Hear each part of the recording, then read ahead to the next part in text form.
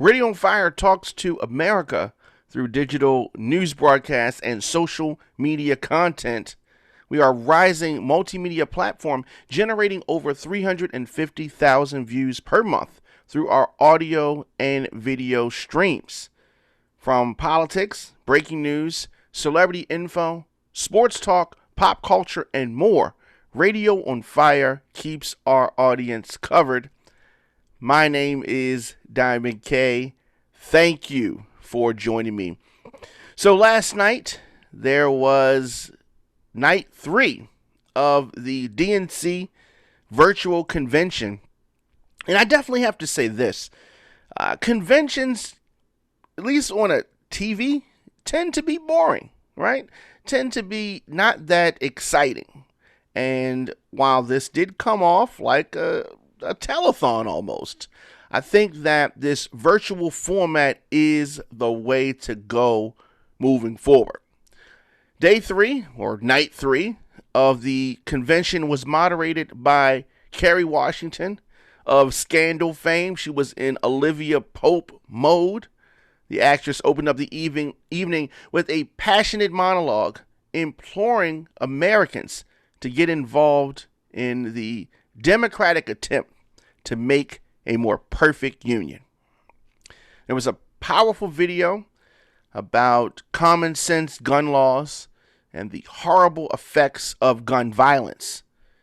Gabby Giffords talked about her struggles with severe brain injury. The former representative suffered during an assassination attempt.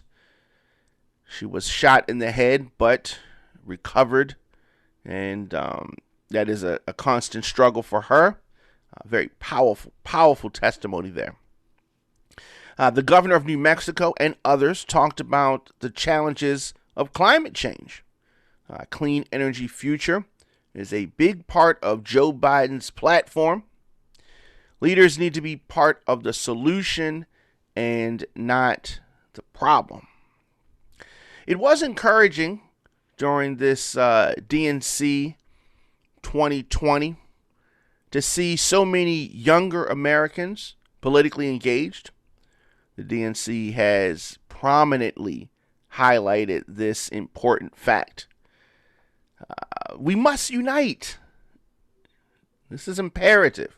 Singers like Billie Eilish, Prince Royce, Jennifer Hudson performed uplifting pieces. Additionally, night 3 of the Democratic National Convention highlighted a strong push for immigration reform. This is definitely a subject that the left and the right disagree on for the most part. There was a moving showcase about several families feeling the weight of our broken, and it is broken, immigration system. Hillary Clinton made an appearance looking refreshed. She recalled the night of the 2016 election, the night after. She said that we owe Donald Trump an open mind and a chance to lead. Every president deserves that, she said. I wish Donald knew how to be a president because America really needs one right now, the former Secretary of State said. I thought that Clinton gave good words. Billionaires got richer during the pandemic while millions of Americans got a big cut from their unemployment checks, losing $600 per week in aid. Clinton pushed Americans to vote early, as was the theme of the night, become poll workers, and support the Biden-Harris ticket. Speaker of the House Nancy Pelosi aimed her words, not surprisingly, at Mitch McConnell and Donald Trump.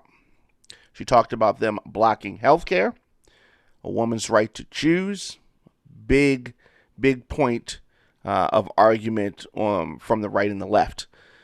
She also talked about the lack of strategy to contain the spread of the coronavirus, which is why we are having this economic hardship right now, which is why kids are being schooled for the most part from home. Joe Biden is the president we need right now, and Kamala Harris is the vice president we need right now, Nancy Pelosi said. The Violence Against Women Act is something that Joe Biden rightfully is proud of. And amplifying domestic violence was front and center tonight. The economy, of course, decimated under President Trump's watch. And small businesses and schools have been hit extremely hard. Elizabeth Warren talked about her loving being a teacher and almost not being able to continue to teach because of the cost of childcare. If it wasn't for her Aunt B that helped her take care of her kids while she went to work, she would not have been where she is today. And that was very moving, memory and a factual statement. She talked about universal pre-K and the need for, of course, affordable childcare. Childcare is a monster. Elizabeth Warren said that COVID-19 was Trump's biggest test, and he failed miserably. There have been rumblings about President Obama's lack of commitment to the Joe Biden movement, whether he believed in Joe Biden as our next commander-in-chief, and the ploy probably orchestrated by desperate Republicans. If you were concerned about where President Obama stood as it relates to Joe Biden, the 2017 footage of Obama presenting his then vice president with the Presidential Medal of Freedom with distinction, or the strong words of recommendation that he gave tonight, should leave no doubt. President Obama was set to close out the show. He was going to be the headliner, if you will. But when he found out who the nominee for vice president was, he wanted her, Kamala Harris, to close out the show. So he swapped places with her. And I think that is another testament to the character of Barack Obama, something that we are missing right now in the White House. President Obama said that what we do in these next 76 days will echo through generations to come. He said that Donald Trump has shown no interest in taking this job seriously. President Obama's speech was focused and deliberate. His tone spoke to the seriousness of this moment, the result of Trump's poor leadership, and the need to vote. Do not let them take away your power. Do not let them take away your democracy, President Obama said.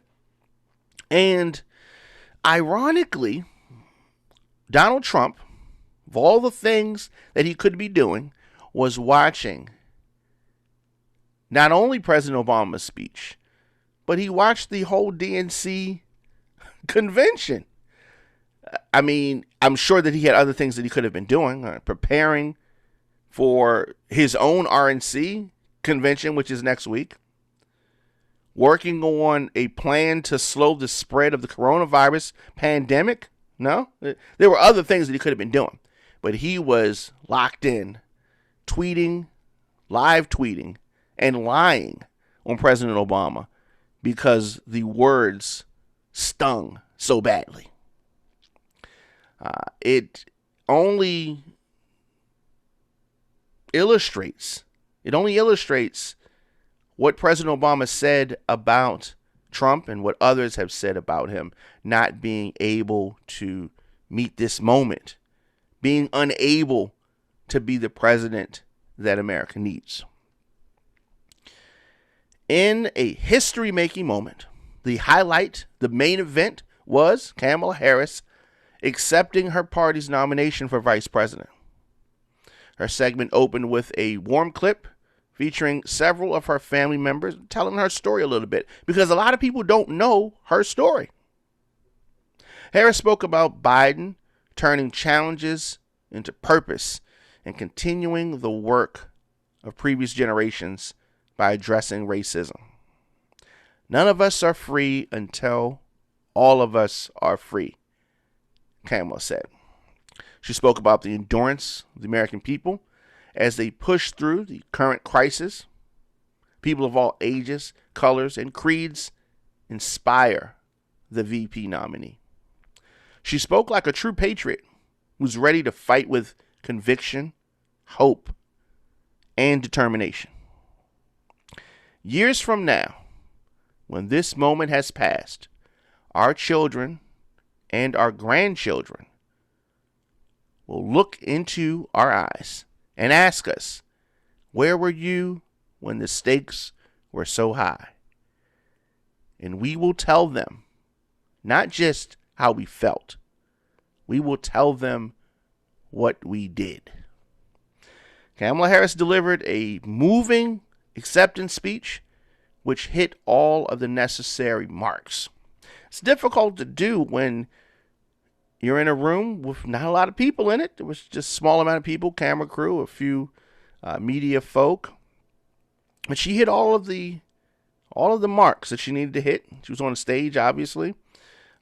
At the end, the spouses came out. Applause of the virtual crowd was a nice touch. They had them on the screen and showing folks clapping. I'm totally embracing this remote format for the 2020 convention. I'm sure that the RNC is going to do something similar. And going forward, this is where it needs to be.